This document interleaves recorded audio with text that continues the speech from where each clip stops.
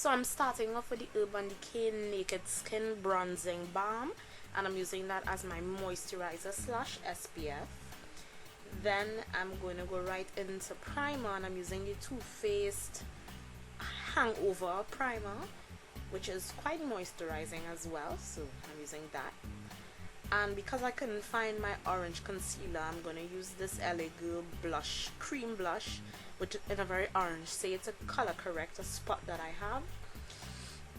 And now I'm going to set my entire face with the NYX HD powder, and I'm just using a powder brush. And what this does is help not only your makeup to last longer, but also to stop oil from coming through. So for foundation, I'm using the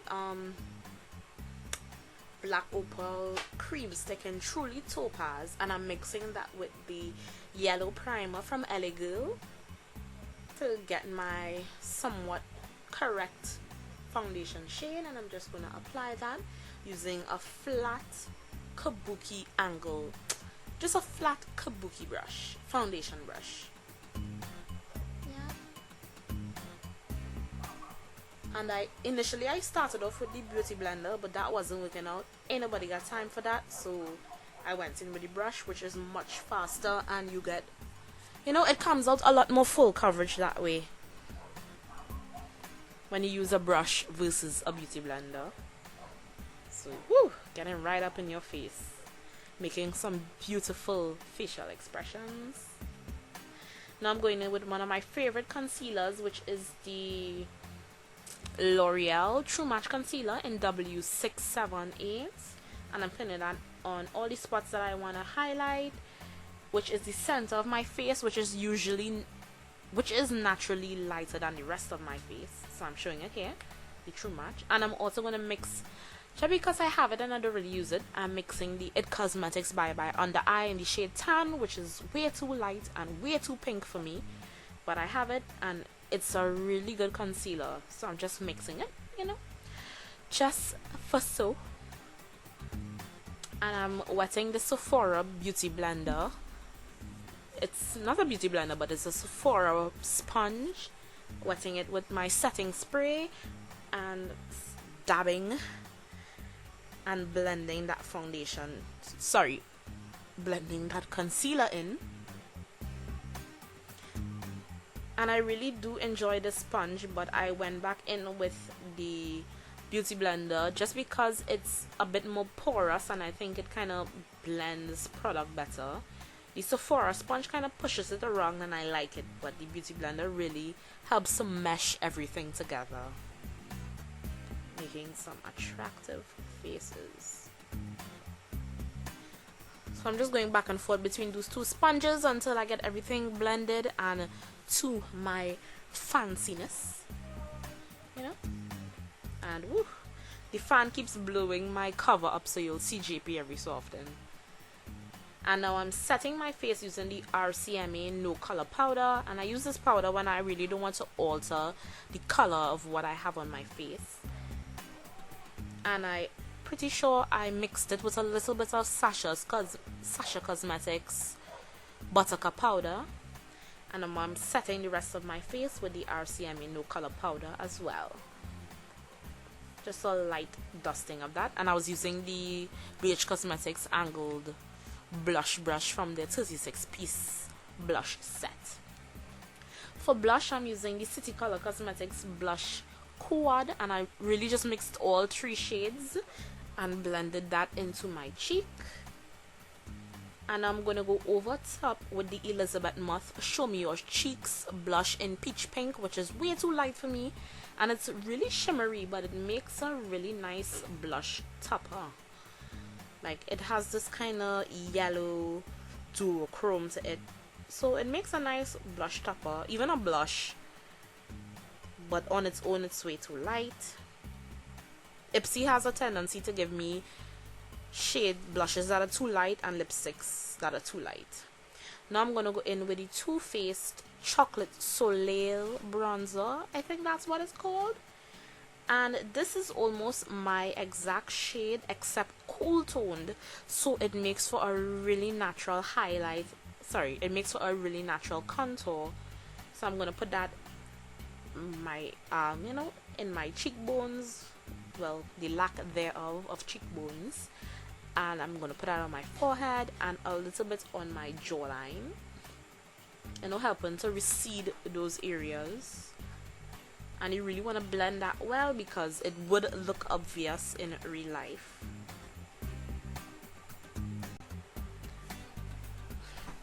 So that was the Sasha Cosmetics Buttercup powder, and I'm taking a little extra of that and putting it right at the center of my forehead just to help blend in the bronzer better.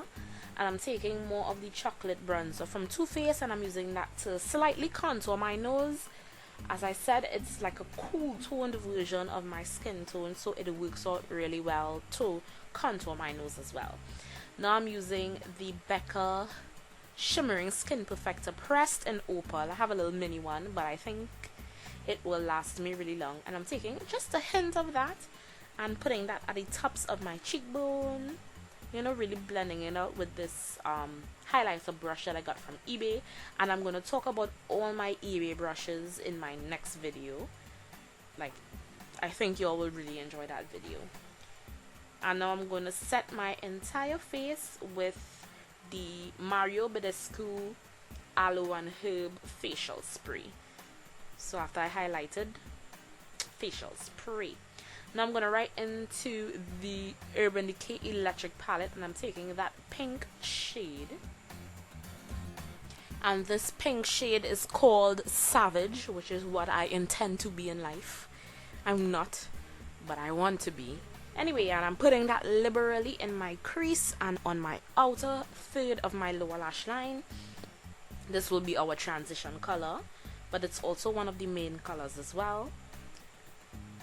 And as you can see, I broke my 35O, but this is the Morphe 35O palette, and I'm using that kind of yellow toned beigey shade as my brow bone highlight. And I should have done this before I put the pink on, because you'll see me later on really trying to blend and mesh those two colors together, which would have been easier if I had put the lighter color first. So now I'm taking this Real Techniques, I'm taking a blending brush and blending those two shades together. I'm really buffing it, and I'm even going to go over the pink with that beige color. Now I'm going to go into this sort of fuchsia shade, and I'm going to put that more concentrated in my crease. The shade is called Jilted, I believe. And now I'm taking dark purple in the palette as well, and I'm putting that even more concentrated in my crease than the last color, with a pointed brush. I am all over the place today. Get it together, come on. Now I'm going to go back in with the brush that I used for the pink shade, and I'm blending over everything. And I'm going to go over with a clean blending brush and just blend those three shades together and blending them upwards into the brow bone color. And this is just a blending brush from BH Cosmetics. Now I'm going to go, see, I'm going over with some of that beige color. Now it's for the fun part and I guess the most tricky part, which is carving out the crease. And I'm using the LA Girl Pro Primer stick in the shade Nude. There's also a white one, but I'm using the nude shade. And I'm using this Real Techniques, I think it's a concealer brush from their buffing brush set. And I'm really carving out the front half of my eyelid. And then I'm going to go over that with this Sasha Cosmetics single shadow, and it's called Skin. It's really pigmented, and I'm using this Coastal Scents medium shader brush, which I've talked about before, which really helps to pack on any shade to its fullest pigmentation. So now I'm going to go over with the brush that I used for the dark purple, and I'm really going to wiggle back and forth between the beige and that purple color to help them blend together, just so that there is no harsh lines between the two. And I'm gonna go in with this small shader brush and a black eyeshadow, and I'm gonna be really careful and try to carve out the crease again with the black, just adding some more definition. And I'm putting that on the outer third of my lid as well. And this is really just going to help the cut crease to stand out and to add some more dimension to the look. And I'm going back in with that pointed blended brush that I used for the purple and blend that out. And, you know, just making sure now that the crease is as sharp as I could possibly get it. So I'm going to go back in with the concealer brush with no additional product, just kind of carving it out. And then I would go back in with some more of the eyeshadow and just make sure everything, all the creams are set and in place. And then blending back and forth between the purple and the lid color again. And just making sure everything is well blended. You can see I'm really putting effort into blending that crease out. Now we are moving straight into liner, and I'm using the NYC liquid liner in black. You know, just making a line.